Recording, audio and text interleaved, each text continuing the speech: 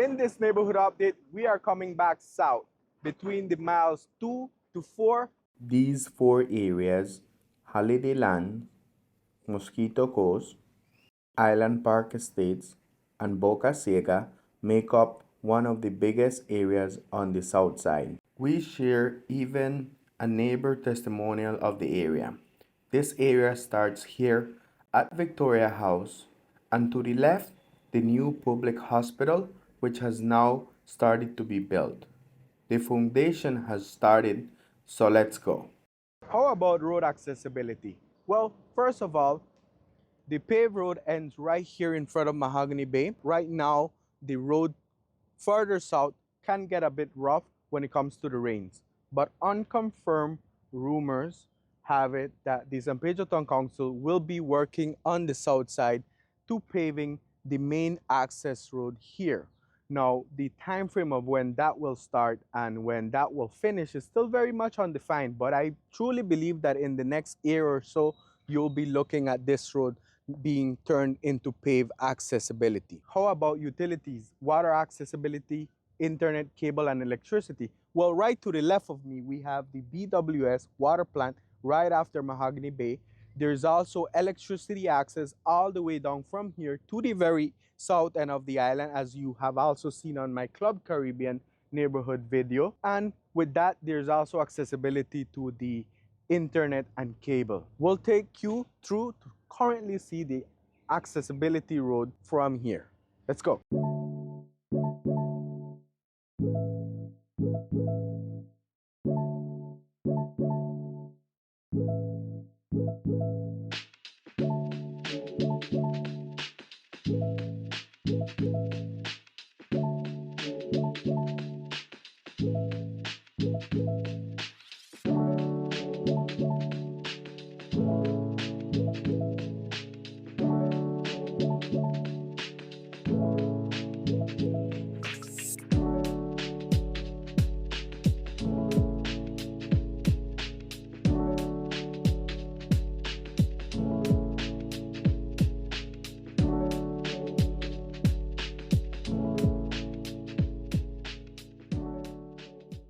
How about grocery stores in the area? Well, we have Marines Mini Mart right behind me, which is located around the 2.5 mile marker. It is a small grocery store that offers everything you need.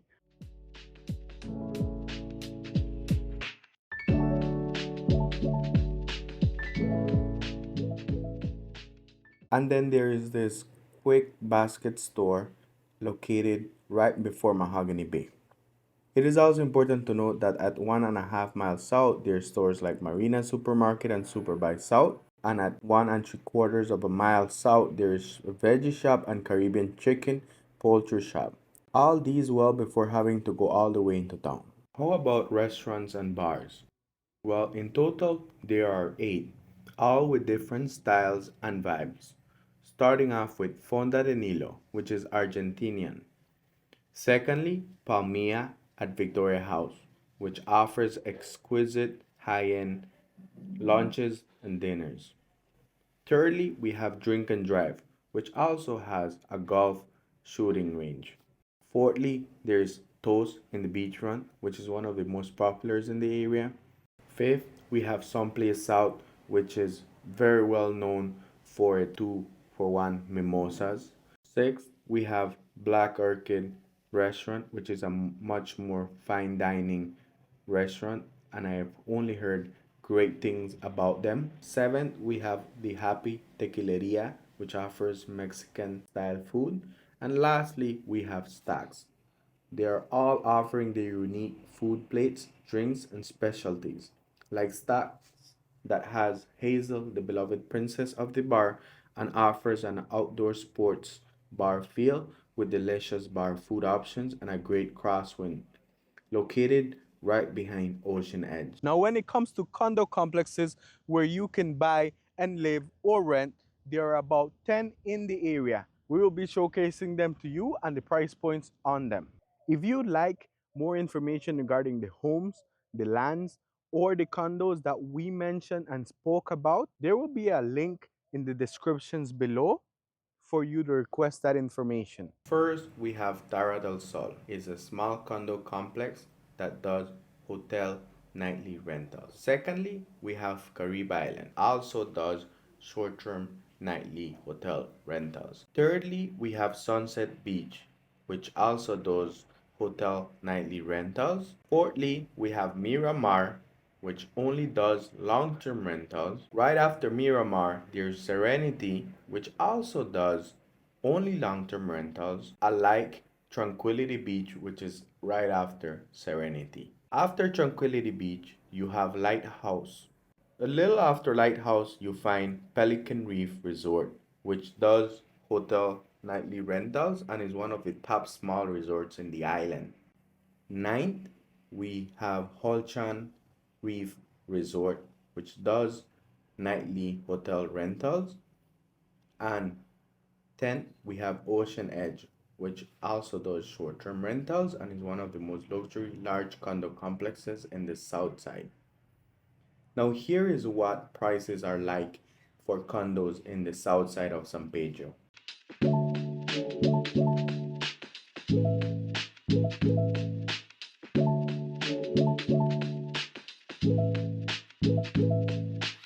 So how about land opportunities? Well, there's still a good amount of properties available, both beachfront and second row here. For example, the one right here in my right. This lot here is being offered at 150,000, and the one in the back that has lagoon access is also being offered at 155,000. Now we'll share to you a couple other opportunities and price ranges for beachfront lots and other lands that we've seen come into the market of the area. Let's go. We are starting off at about the 2 mile marker, right around Mahogany Bay entrance. And to the left, you see Victoria House as we start off. This area is the one that is referred as Mosquito Coast, as it has very much developed. Beachfront properties here I've seen come into the market starting at 900,000. I've seen some roadside residential lots for 110,000 and sold, and some second row that came out in the market at about 180,000, which one of my agents put under contract and closed. Now this is also the area that has much of the condo complexes and homes in the south side. So if you're looking for a house, this area will probably be the one with the opportunity for you. Additionally, at the right hand side has a cemetery, and also additionally smaller lots that haven't been fully developed, and the opportunity is there for whoever owns them here to start developing this little area. We come into the 3 mile marker. You see a big patch of empty area. That is a green space dump site for the town council, meaning to my knowledge there's no plastic garbage being dumped there, only natural garbage being dumped. Followed up by the Halliday Lands. This area is the very undeveloped area. It is subdivided and there is bigger chunks of commercial lots here, both beachfront and roadside. So ideally, someone will probably start subdividing here and will start selling in the near future. If you're one of those persons, get a hold of me. I'd love to be able to help you sell these properties. Now is the Island Park Estates in the right hand side, the lagoon side, and the beachfront side left. Everything else going further south is Boca Ciega. Beachfront here in this area are more affordable, but still starting at 450,000. And right here in Island Park Estates on the right hand side is where those $150,000 roadside and lagoon front lots are. Additionally, from here, as you can see, there's very little properties that have not been developed, and here is where you can find some of those $1 million beachfront homes that are quite spectacular. This is the very end of the Boca Ciega at miles 4. It is important to note that to the left was known as Salt Life Development, that came to a halt and rebranded as Sun Bay Subdivision. Lots started to be sold, but then it came to a halt. I don't have any further info on this. For that reason, I didn't include it on the areas here. And here are what home prices in the area are looking like.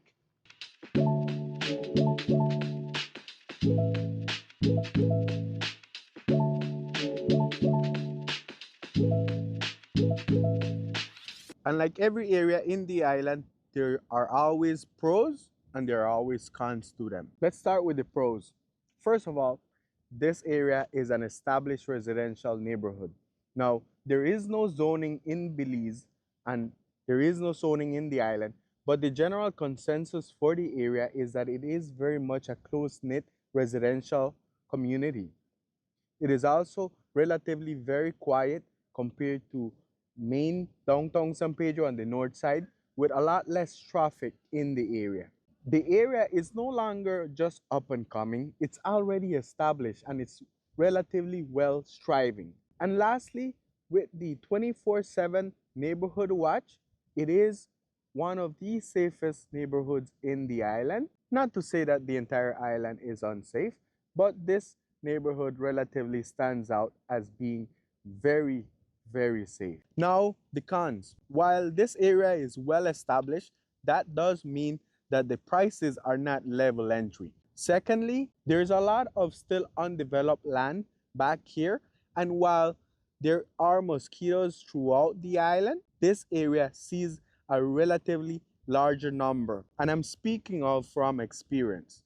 Just as we're here, we can feel the difference in this side of the island. And lastly, beach access. Now we are here at Pelican Reef, and at Pelican Reef, all the way down to Caribe Island, there is a very nice large beachfront area with a lot of docks that you can go swim out to, but anything outside of this specific area doesn't have much of a walking beach feel. So that's it. That's the 3 pros and 3 cons of the main area.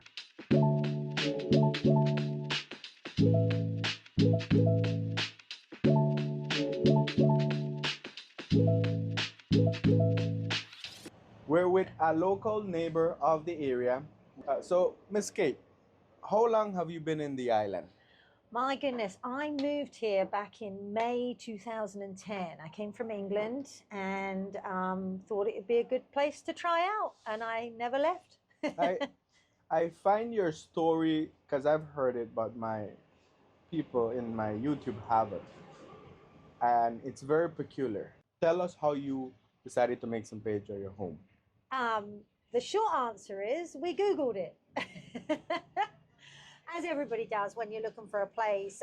I was quite happy living in England, and my partner, he spent a lot of time not so happy working in the city of London, and he was Googling it, and he said, hey, what do you think about Belize? And I said, oh, lovely, darling. And then a week later he said, well, I booked you on a flight to go and check it out. So yeah, I said, don't be so silly, hung up the phone, cried, then Googled it myself and thought, well, worst case scenario, I get 10 days on an island in the Caribbean Sea, come home, we downsize and we go about our life in England. Best case scenario, we love it and end up spending our days here. And that's exactly what happened. I came for 10 days. I was supposed to visit the whole of the country, which is beautiful, but I didn't get there those 10 days. I was here 2.5 days, called my partner back at home and said, hey, let's do it. And so went home. After the 10 days of being here, I hooked up with a real estate agent. I think it was Josh Butner, who took me around to see some properties at the time. He's still here. And yeah, I looked to see the prices of refrigerators and toasters and tried to get an idea of the cost of living, got to know different places, went to Caribbean villas, all of these sorts of places where I met British people that had moved here and expats that had lived here for various times. And then we got home, we put our house up for rent, and we actually moved back here 36 days later with 2 suitcases each and my then 9-year-old daughter, who's now 23. Wow. So if we do quick maths, that's about 14 years ago? Yep, just over 14 years ago. Yeah. And how long do you have living in this particular neighborhood? So I've lived all over the island. I lived north of the bridge at Mara Laguna. It was then Reef Village in a nice little villa there. I've lived on the waterfront over north of the bridge. And then I've lived in town. And also now down south, we bought our home there, I think it was in 2021. So 3 years. Okay, that's a good time. And in those 3 years, what has been your favorite things regarding the area? And maybe the reasons why you chose to snap that place that you now have. Um, I think every part of the island has its qualities, and I've enjoyed living wherever I have done. A great deal came up on a house. That's one way to go A about it. great deal came up on a house, and I have always liked the area because it's more. It seems to, it has a more of a residential feel, and a bit more of a close knit community south. Um, and so, yes, a great price of a home came up. I live in a single family home in Mosquito Coast, apparently on Mosquito Street. That's the name of the street? Well, I did ask the councillor that is my next door neighbour, and I said, "Hey, what is the name of our street?" And it happened to be about this time of the year, and he said Mosquito Street. So I don't know whether that was because everywhere on the island gets a little bit buggy this time of year, and especially in Mosquito Coast. So yes, Mosquito Street on Mosquito Coast. I don't think I'm going to sell it very quickly. And But I love it there because of the security. You know, I've felt safe wherever I've lived, but I do love that we have the wonderful the neighborhood watch, the South Ambergris Caye neighborhood watch, or affectionately known as SACNU, if you take those initials.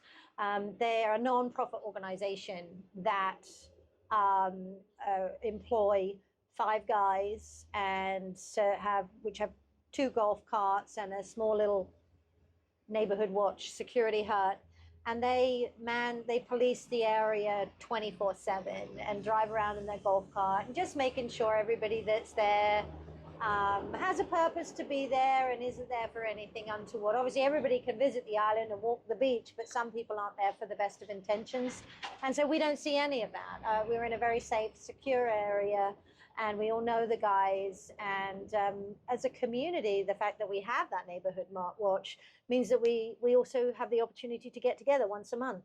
So the neighborhood watch gets together once a month. Yeah, on the second Wednesday of every month, we all get together and meet the executive committee, present everything that's gone on since the previous month, how the guys are getting on with the security. They give a security report, say, hey, we escorted 36 people out of the island, and there was, you know, a golf cart broke down and we helped some tourists, and, you know, all of those sorts of things. So it's a very wholesome neighborhood watch that just operates throughout for a bunch of reasons. Yeah. Okay, that's good. And out of that, is there one thing that you would say about the neighborhood or about the area that you'd be like, okay, you know, with time you'll get better, or, you know, what's not?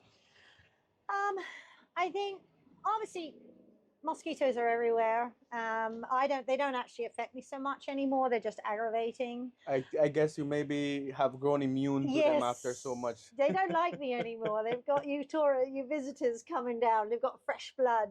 But yeah, the roads can get a bit bumpy during the wetter times of year. Some people in the area want to keep the sandy roads. I'm of the opinion it would be nice to have some paved roads, which I do believe our current mayor is going to be getting to the south side of the island in the next year. Yeah. So we will be having paved roads there. So that would be handy because it can be a bit bumpy and a bit of a deterrent for people to come down and visit our great spots that we have down there. Absolutely. And talking about great spots, what is your favorite one down here? I have to say, because it is just around the corner from me, someplace south is one of quite a few really super spots.